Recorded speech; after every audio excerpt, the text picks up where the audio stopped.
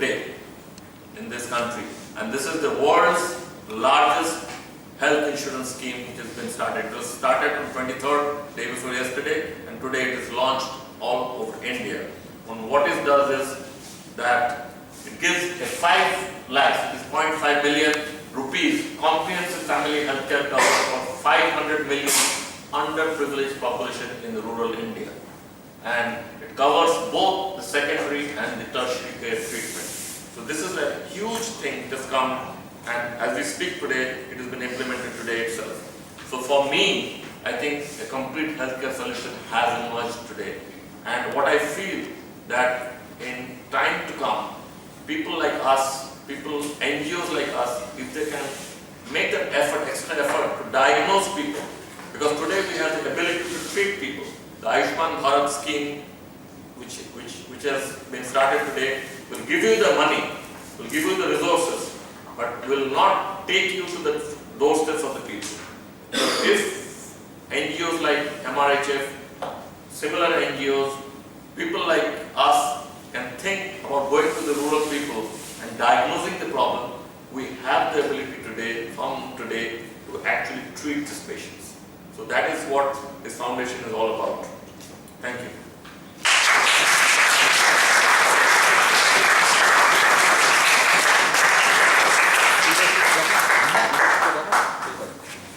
So questions.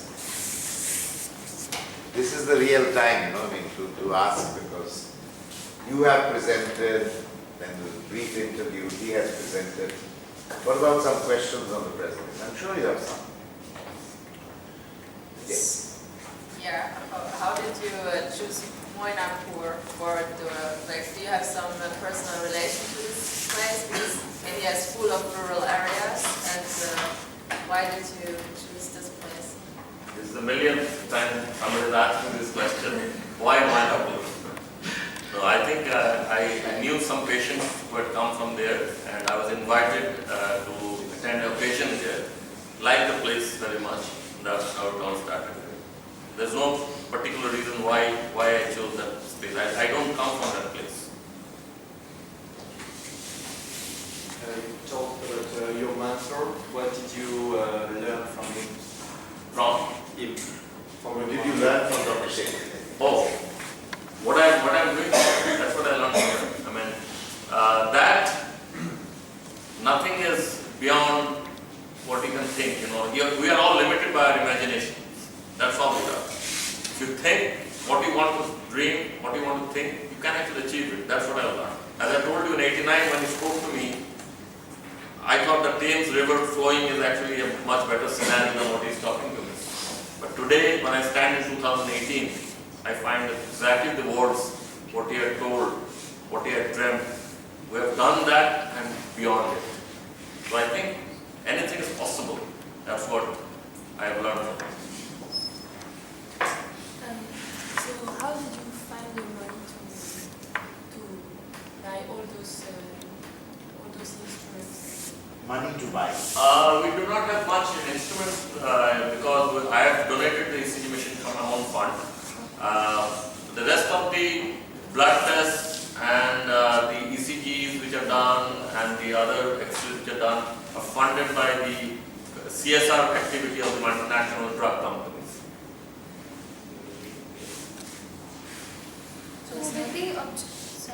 So it's not a donation. Donations, some people are donating, but that is something which is not a very regular thing at all. With the objective of keeping low-cost treatments, how do you maintain or ensure quality? Like, are there any instances where you felt that the treatment or the diagnosis would have been better had more funds being there? Or You had see, to charge yeah, I get your point. Quantity will kind of subserve quality, that's what you're trying to say, but it's not necessarily true. What has happened before we came to this scenario, I think in pre-2000 I would say, that the medical industry was overpriced. Overpriced by 300, 400, 500%. I'll tell you an example. The manufacturing cost of a coronary stent, the stent we put in angioplasty, is $5 US. $5 US, that's manufacturing cost. When it comes to the consumer, it goes up to $1,500. So we are at a point where we know that, because I have been at least involved in the developing of those specs. So when we bargain with these manufacturing companies, I know exactly what is what. So I buy the stents from them, say for $20, $25. I don't give them $1,500.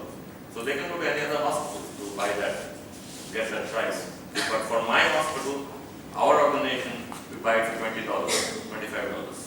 So that's how the price is low without compromising quality at all. So, and that is actually going to all areas of medicine completely. Because as I say, the generic drugs, they cost you 80% less than a trade drug. So this is how things are happening. But I must say that cost of the any drug or any devices is high because of the research and development programs they have. So they have a patent, they have other areas. Question there. Could this system be adopted not only by the developing countries but also by the richest countries? Because also in richer countries we have poorest regions, and I don't know if it's possible in your opinion.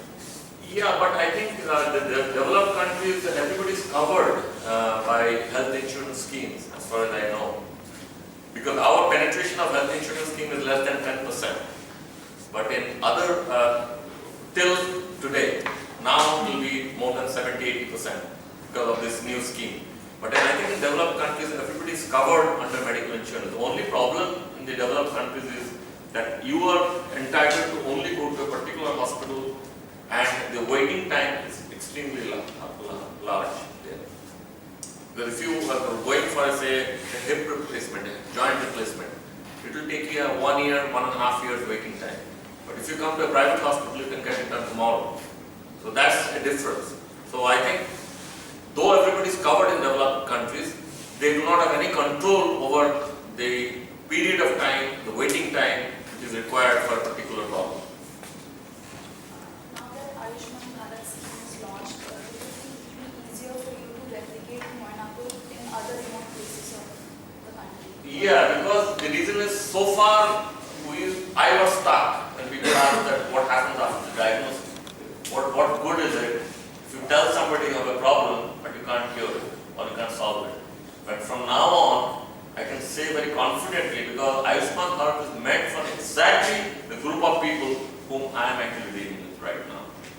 So Ayushman Bharat is covering 40 crores of rural India and 10 crores of urban poor. So, and there's all my patients who I see in the camps are all eligible for Ayushman Bharat scheme.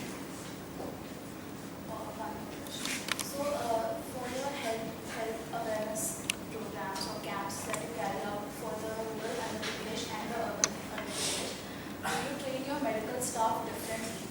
Like, if you have to tackle the issues of health awareness in rural India, do you have to train the speakers, whoever is giving out those, whoever is conducting those camps?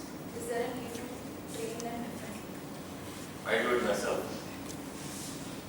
So yeah, I'm there all the time, guiding these boys and girls, and they get very good actually at the end of it. And there were a lot of reluctance for people to go for the first time.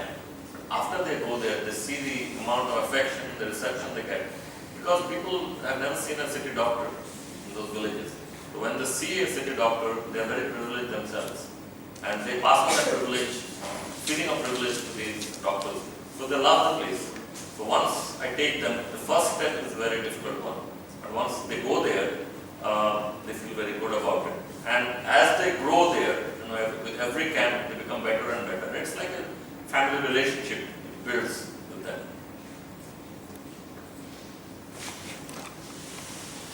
So you now said that there's the healthcare just started in India, but what is the reason that India only spent like 1% of their GDP? Like, is there a historical reason for that, or like We why? have to spend 3% on the military equipment.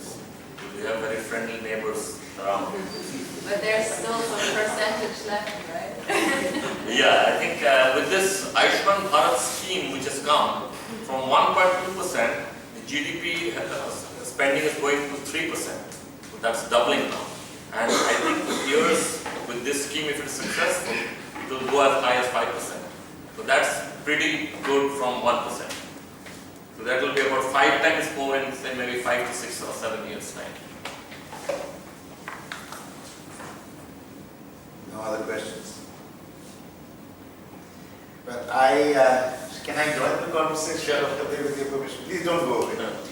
I go back to this last slide of your presentation, where you were struggling to talk about the good doctor who had come here from the Institute of Mother and Child, Dr. Sujit Brahmachari. It was not Brahmachari, it's Brahmachari. Anyway, forget that. So, and I remember you asking Dr. Sujit how he plans to scale up. And I think he didn't give you a full answer, if you remember. Probably the thing that you notice in today's presentation is there is an answer.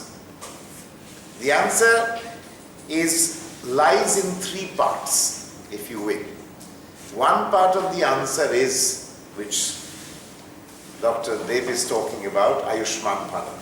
First time, 70 years after India's independence, that the government of India has launched a scheme which will actually take healthcare potentially to people who need it. Second part of the story is organizations, NGOs like MRHF. If you have Ayushman Bharat, you don't have good, sincere implementing agencies. People use it just to milk the government and take the money. It won't work. So obviously, at the best, this is a case for government NGO cooperation. And the NGO doesn't have to engage with the government doesn't have to engage with the NGO. The person who's suffering can avail of the health insurance. But you need sincere NGOs. You need people with the drive, the passion, the charisma, the belief, the conviction that Dr. Dev carries. And the third part I would say is perhaps Narayan Hrudayalaya. Because it's Narayan Hrudayalaya which over the past 5 years has been supporting this fledgling foundation and making it grow. Already without Ayushman Bharat, you will see that Dr. Dev has expanded to many other locations, all right, and the number of health camps have increased, the frequency of interventions has increased, all right, and so that's very important. What he was sharing, maybe you'd like to share it with them now, that as you were saying, and let me repeat that NH's presence in India is in tier 2, tier 3 cities and towns. This intervention in Bankura district, in a remote village called Manapur, is one of its kind, Absolutely. even for NH. And that is why Dr. Shetty comes in, that's where he comes in. He sees the potential. So maybe the river Thames is not being replicated, but right now here in this remote village, on those muddy, dusty, difficult roads, there is another vision being sown. A vision that can be scaled up. So potentially MRHF is a starter for NH, but with the success story of NH for the last 2 decades, it's not difficult to imagine that Dr. Shetty would want to recreate and scale up on the model of MRHF. So even with that it won't be enough. But still, it's already a very good, happy beginning with a promise. So it's great if you see it from that point of view, with the backing of an organization like Narayan Hrudayalaya, not the organization, the vision of its founder and leader, with the passion that Dr. Dev brings to it, with the kind of possibilities that this new scheme has unleashed, it's a win-win-win for India, for people who need healthcare. For the first time, we can actually say that there is an answer. But that answer will remain unfulfilled if this is a scheme only in the hands of government. People have to be sensitized, people have to come to know, there have to be many MRHFs out there, and there has to be even more Dr. Devi Prasad Shetty's. It's not possible for that one man to bring healthcare to all of India. But potentially, this is the first time we have an answer. May I interject? I Yes, was expecting any of you to make a question to me actually, that how come the management in NH actually does not define. I know Dr. Shetty is behind this, but still we have very strong managers who might question or do question me about the sustainability of this program, because we take a lot of help from NH in terms of camps and resources. So did anybody think about it? Why not? Because passion is something, but that cannot drive an organization. It has to be viable as well. Why NH is going to spend so much of the resources on one rural foundation? Isn't it a valid question? Some people are nodding, so maybe you will give the answer. Yeah, the answer is today, when I started off, we have about how many? 15, 20, 18 districts in West Bengal.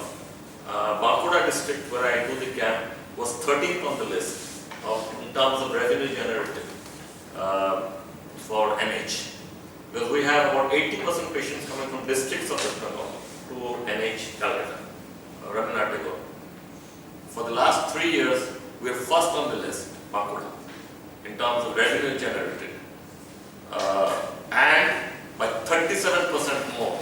Our next competitor is, I think, Bardhaman or somebody, is 37% less. So we are 37% ahead. So it's good business as well. So you see, it's a win-win-win all the way, where passion, emotion, good revenues, happy feeling of doctors, warm reception of villagers, everything can combine into one happy melting pot. I think maybe you could share a little bit about the Shastra Mela that you are going to. Yeah, I think two of you are. Of course, they will go over to give an insight. And go on with it. Did you? Jonas. No, I think he's not here. Okay. So, Is that? Oh, there you go. you're very shy. So, you two are going to come with us. So, this is, for the first time we are doing is 7 specialties will be coming there. We have cardiology, cardiac surgery, chest medicine, diabetes, neurosurgery, orthopedics. All of them are going to pool in with all our doctors' resources. And for the first time in the rural Bengal, we are going to do a kind of a combination of these specialties coming into one camp. This is going to be pretty big. So this is the first endeavor we are trying to do, and I welcome both of you to join us. So, I mean, it's what started just with the heart camp 5 years ago is now expanded even in Moinapur to seven specialities. So it's a very happy and a good story, So it's a happy and with the vision. I mean, as we speak today, this is something we've always. Last few weeks I've shared with you my pathos, my unhappiness. And when we write about NGOs, we see NGOs struggling. Where is the wherewithal? As he said, where is the answer? So today there is an answer. For the first time, there is an answer. So that is where I think the whole thing lies, the purpose of forming an NGO lies. Can we quickly do the presentation, sir? I'll just take a few minutes. Sure. Maybe you can contribute. But just to sum up on some theory aspects of this. Please do contribute, sir, and all of you as well. Just to summarize some of our learning, it's not that what we are going to say is anything. This goes a little bit beyond the health sector. Dr.